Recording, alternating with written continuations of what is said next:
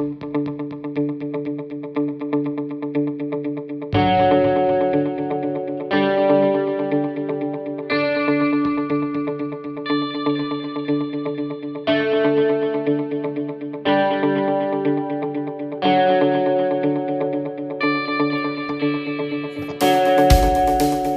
everyone, welcome back to the 10th episode of our podcast called The Research Behind Lift the Lid, where we talk to researchers previously funded by Australian Rotary Health about their research findings. I'm Jessica Cooper, and today I'll be having a chat to Professor Ron Rapee from Macquarie University. Professor Rapee is a Distinguished Professor of Psychology, an Australian Research Council Laureate Fellow, and the founding director of the Centre for Emotional Health. He has a background in clinical psychology, especially the understanding and development of mental disorders. Professor Rapee has a history of developing treatment programs and evaluating their efficacy through clinical trials. Foremost among these has been the Cool Kids suite of programs, which has received some funding from Australian Rotary Health over the years. The Cool Kids programs are now translated into over 25 languages and used in over 30 countries. In addition to this, Professor Rapee also serves as a member of the Australian Rotary Health Research Committee. So it's really great to have you on our podcast today, Ron. How's everything been going for you lately? Oh, not too bad. Thanks, Jessica. I guess it's just work as usual. One of the great things, I guess, about academic work is the ability to work from pretty much anywhere. Yeah. So I can be working in my office at the university, or I can work at home just as easily, or I can be working on an island in the Bermudas if I want. Yeah. Not at the moment, unfortunately. Yeah. Well, it's good that there's that flexibility to, work from home, especially during this whole, COVID pandemic. Do you think you'll be staying at home for a while?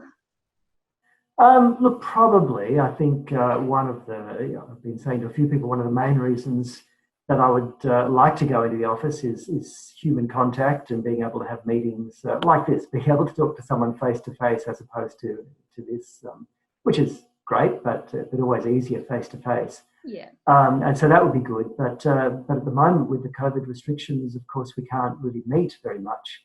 So in that case, I may as well stay home. Yeah. Yeah, I think a lot of universities are at the moment. And I think, some other businesses, they're just slowly transferring back into the office like we are. But yeah, it's good that there is that flexibility. Yeah, I know over the last few episodes of this podcast, I've been talking to researchers about the impacts COVID-19 may have had on our mental health and suicide rates in Australia, and any advice they may have on this particular area, well, in their own areas of expertise. I know at the beginning of this pandemic, you shared some advice on how to cope without resorting to panic buying, which was certainly an interesting time. But I suppose now that things have eased a bit and are starting to get back to normal, I was wondering if you might have any comments or advice for people who are finding it difficult to transition back into the norm or this new norm that we're experiencing now. Well, I think probably the best way to think about it is the word you just used, the new norm. That I think people need to think about these things as norms. And the reality is that the typical average human being is incredibly resilient. And while we might freak out a bit the first time something happens or when things change, we very quickly adapt to that, very quickly get used to it. And a great example of that is the panic buying. That when it all seemed like we were going to be stuck at home, a lot of people rushed out and started to panic, and very quickly they realised, actually, we don't need to worry too much, and people got used to it. And then, as we were just talking about, working from home and living this a different type of life became normal.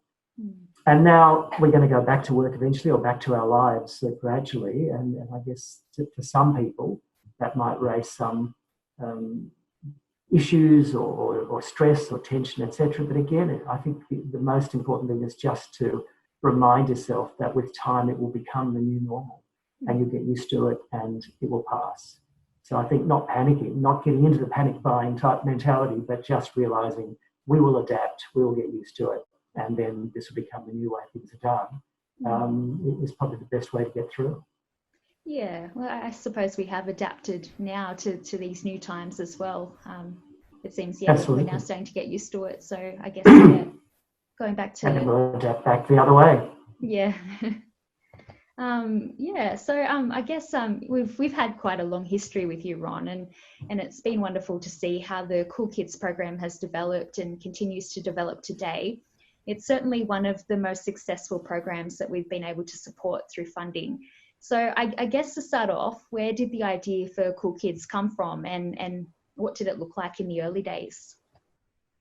It's very early days. This story kind of gives away my age, but it was a long time ago that we started the ideas for Cool Kids, which came when I worked many years ago, about 30 years ago now, 28 years or something. I worked at the University of Queensland. And at the same time, a colleague of mine was also working there, who's a professor now at Sydney University, Mark Dadds. And Mark has also been a recipient of several Rotary grants over the years. Mark and I used to go and have lovely lunches together quite often while we were at Queensland and look out over the beautiful lawns and bushland they have there. And one day we just had a conversation about our research, and Mark was doing a lot of research into children with what are called externalising problems, which are children who act out a lot, who are very difficult to control, who often break the law. And I, at the time, was doing research in my field, which was anxiety, but with adults. I'd never seen a child except in the street. And so we were comparing notes and talking, and almost at the same time, we stopped and looked at each other and said, "Oh, I wonder whether children get anxious." And it was just that sort of thought. It hadn't crossed our minds before. And then I went back and I started looking into the scientific literature. And at that time, there was essentially nothing done, very, very little work done. A little bit of work from a wonderful researcher, Neville King, in Melbourne at the time. But other than that, in the world in general, very, very little work had been done on child anxiety. So that's when we first started to get the idea that we should try and do something. And we actually took or borrowed an American program at the time called Cope and Cat, which was done by a wonderful researcher at Temple University, Phil Kendall. And he very kindly allowed us to take his program, and we tested that as our first program.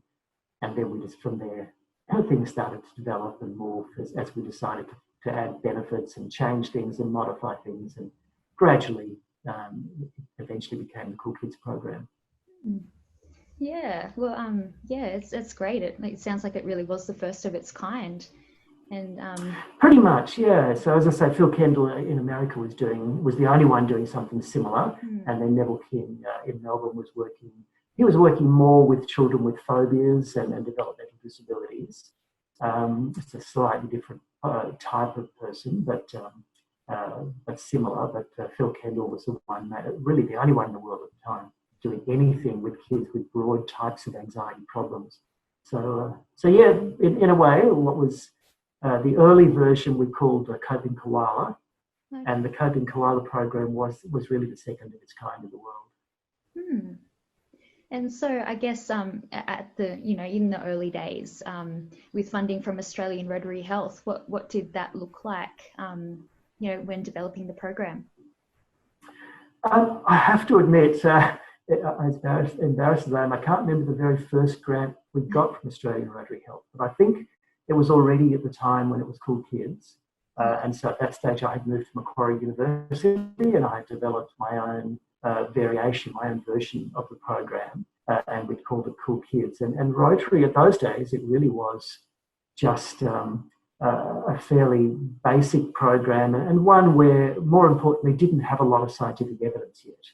So the scientific evidence I was trying to collect was really based on a string and a band-aid. It was very much just whatever we could do, pretty much using volunteer students and others to sort of help me to test whether the program was working, was what we did. And so that early funding we got from Australian Rotary Health allowed us to start to actually collect some real scientific data.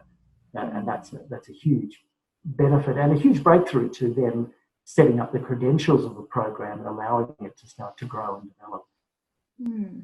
And so, from this initial funding, that would flow on to get bigger grants, from the NHMRC really developing that evidence base. So, I guess what's the importance of starting with these small pilot trials to begin with?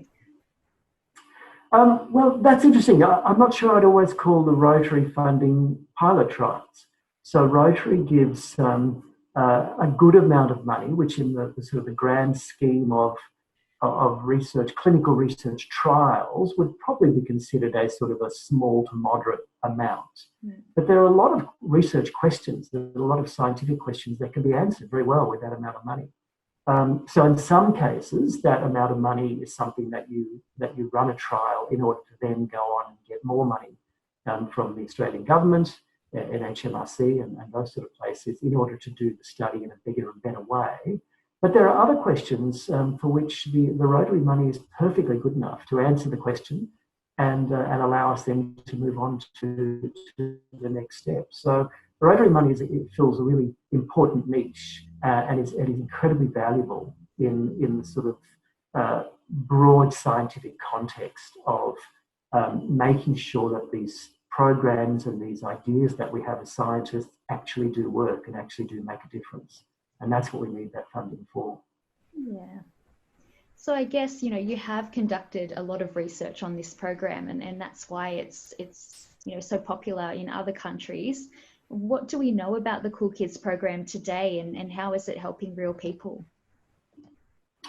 Well, the Cool Kids program, as you said, is widely used now. So we've now got to a stage, thanks to a lot of the scientific evidence that we have, where people around the world see it as probably one of the main programs for child anxiety in the world. And therefore we get approached all the time from people in different countries to ask whether they can translate it and use it in their country. So we're now at the stage where the Cool Kids is almost, I think of it as sort of a small business in many ways. And we're actually helping people, young people in Australia and around the world. We train therapists. We have an accreditation program where we make sure that therapists know exactly how to deliver the program properly. We make sure they're properly qualified. And then we quality check the translations and making sure that people are doing things the right ways. And as a result, there would be literally tens of thousands of young people all around the world who have benefited from the program itself.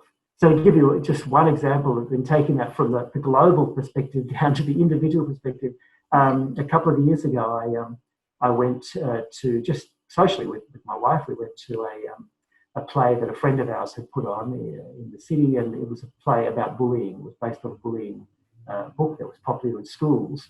And I was asked to give just a very short introduction to the play from a mental health perspective. So I did that, and so because of that, I guess the audience saw who I was and got to see me. So then we went out at intermission time, and this tall, strapping young man, looked confident and mature and relaxed, walked over to me and said, "Oh, Dr. Rapee, I'd love to meet you. I just wanted to come and say hello and to say thank you." And I went, "What was that?" And he said, "When I was 10, about 10 years ago," so he was now 20, he said, 10 years ago when I was 10, I was a shy, withdrawn, terrified young child. I couldn't speak to anyone. I had no friends. And my parents took me to do the Cool Kids program. And he said, it totally changed my life. And he said, now I'm doing, I think he was doing law at university. And he said, I'm relaxed, I'm comfortable, I'm very happy with my life. And yeah, the Cool Kids program changed the way that I developed across my teenage years. So I think those sort of stories, and we hear those from time to time, those really resonate and feel great. And then at the other end, I then sort of look at the fact that, okay, we have that story multiplied perhaps 10,000 times across the world. And it feels really good. Yeah, that's great. I guess, people always want to hear about those kind of stories. I mean, you always see the statistics and things like that and, what the effectiveness is of the program, but actually hearing firsthand that it's helped someone, I'm sure, that's something that, people really like to hear. So, that's great. I know that there are many different versions of the program now, including Chilled Out Online for teenagers and Cool Little Kids Online for parents of young children. I guess, what's the latest development of the Cool Kids program now? Yeah, well, as you said, what we discovered many years ago, the original program was aimed at young people whose main number one problem was anxiety. And that was somewhere that as I said earlier, there hadn't been any research done really, or not much development of programs at that time. But we very quickly came to see that anxious young people come in many shapes and sizes and have many different needs. And so we've developed different versions, as you mentioned, for anxious teenagers, for example, who are also severely depressed. And that's one very important area of young people who are really struggling in their lives very much. Many of these young people are quite suicidal, they self-harm, they have extremely difficult lives. And so we've developed a version that's aimed more at those young people, and that seems to work well. One of the most recent versions that actually just has funding at the moment from Rotary, and we're just currently testing it, is a version for kids who are anxious, but who are also at the same time being chronically bullied by peers. And so it's a mix of being bullied and being anxious, which of course is a double-edged sword. And so we're running a version of Cool Kids where we're helping them to manage their anxiety, but also teaching them strategies to deal better with the bullying and victimisation. So that's important. And as you mentioned, the broader area to which we've been moving, and which a lot of people in the world are moving to now, which is online treatments. Mm. And so we've developed we've taken a number of our versions of Cool Kids and converted them or developed them into online delivery, so that people now from anywhere in Australia, or in fact pretty much anywhere in the world, can log in from their own home, can see all the lessons and all the strategies and techniques that you need to learn to overcome anxiety, and then the young person can sit at home and learn all those and improve in that way. Mm, yeah, I'd say that would probably have a lot of benefits for people in rural areas and maybe people with social anxiety who don't want to see people face to face. So I think, yeah, I think clinically we would often say that someone with social anxiety should eventually be coming in, and they need to be facing their fears. But certainly people in rural and remote areas, these online programs are a complete change for them. Because of course the difficulties for many years for people in those remote areas is the complete lack of access to mental health services, and certainly to scientifically tested ones. And now they can of course access all of those perfectly well. And we have had people doing our programs from every corner of Australia, some of the most far-flung remote sheep and cattle stations. We've had young people doing our programs. Yeah, oh, that's really great. And so I guess it's clear that research funding plays a very important role in ensuring that programs like Cool Kids are backed up by evidence, so that we can ensure people are getting the best possible treatments for mental health problems. I guess, do you have a message of encouragement for our Rotarians and members of the wider public to consider making a donation to mental health and suicide prevention research, particularly now that we don't quite know how severe the long-term impacts of COVID-19 will be? Yeah, look, I think the message, well, you've said it very well yourself just there, obviously, supporting good scientific research into a variety of programs is critically important.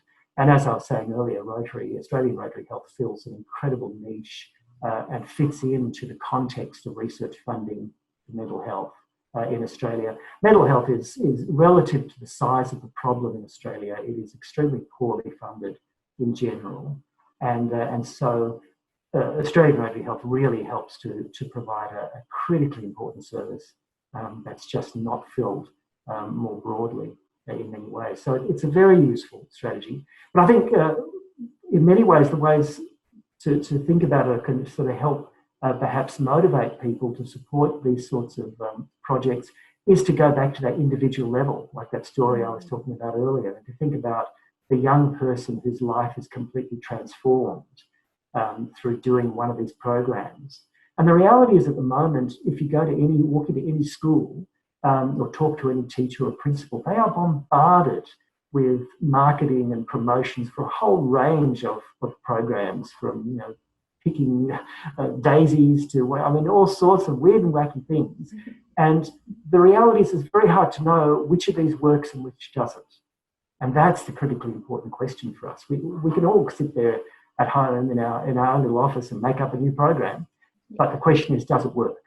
And the value of this sort of funding is that it picks out which of the programs that work and which ones don't work. And within those ones that work, it then also helps us to identify ways that we can keep improving and developing those programs. And that's why scientific support is so important and why those donations are so important.